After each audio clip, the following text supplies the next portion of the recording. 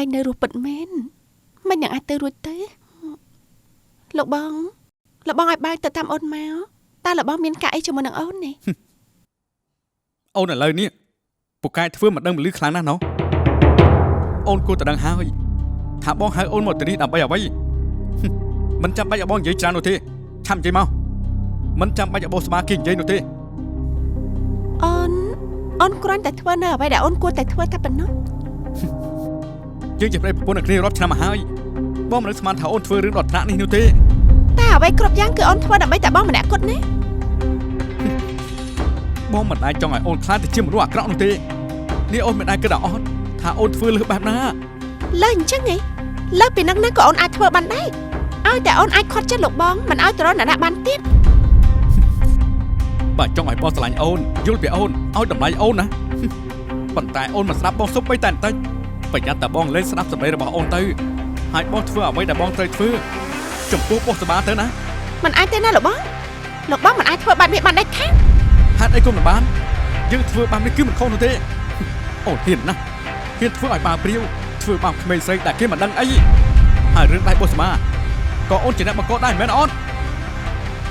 មិនបានធ្វើដាក់វាទេណានាងបុស្បានេះវាល្បិចខ្លាំងណាស់វាអាចនឹងយកស្អីមកចាក់ដៃខ្លួនឯងឲ្យឈាមដើម្បីសុំការអាណិតពីលោកបងក៏ថាបានដែរមិនពិតទេណាទៀនម្ចាស់ខ្ញុំគ្មានហេតុផលណាធ្វើឲ្យខ្លួនឯងឈឺខ្លួនបែបនេះទេកុំធ្វើបែបនេះខ្ញុំសុំបងនៅកន្លែងនឹងហើយអូនហ៊ានធ្វើបែបនេះទៀតហ៎នាងឯនេះណាពើខ្លាំងណាស់លោកស្រីម្ចាស់បានទៅជុំទៅលោកស្រីម្ចាស់ជួយខ្ញុំផងនាងបុស្បាវាចាប់នាងខ្ញុំចង់ជួដៃឡើងលើហើយវាវាយខ្ញុំហើយវាយកភ្លើងដុតមុខខ្ញុំទៀតឥឡូវអាលួយអស់ហើយលោកស្រីម្ចាស់នាងខ្ញុំឈឺណាស់លោកស្រីម្ចាស់លបងមកឃើញទេលបងមកឃើញអត់មនុស្សដែលលបងគិតថាវាល្អវាធ្វើស្អីខ្លះដាក់បាបបំរើរបស់ខ្ញុំបាទនេះមិនធ្វើស្អីបុស្បាមុនបុស្បាក៏មិនធ្វើអីគេដែរលបងកាន់ជើងវាបងមិនបានកាន់ជើងគេនោះទេតែបងនិយាយទៅតាមអ្វីដែលមកឃើញបាទហើយបាទអូននៅតែបន្តធ្វើអញ្ចឹងទៀតណាបងនៅលើកឋានៈបុស្បាឲ្យខ្លាចតែជាលបងមិនអាចទេណាវាមិនអាចមានឋានៈអ្វីទាំងអស់ទេសកលវានៅតែជាទេសកលអញ្ចឹងចាប់ពីថ្ងៃតទៅអូនគ្មានសិទ្ធិអីមកធ្វើបាបបុស្បាទៀតនោះទេបើសិនជាអូនចង់ឲ្យបងឲ្យតម្លៃអូននឹងស្ដាប់សម្ដីរបស់អូនទង្វើរបស់អូននេះក៏ត្រូវតែធ្វើឲ្យថ្លៃថ្នូរខ្លះដែរ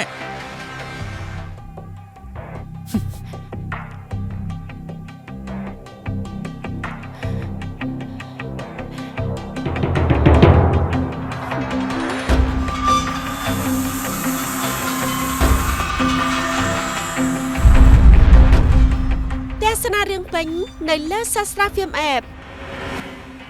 មានតែនៅលើ App Sastra Film តែមួយគត់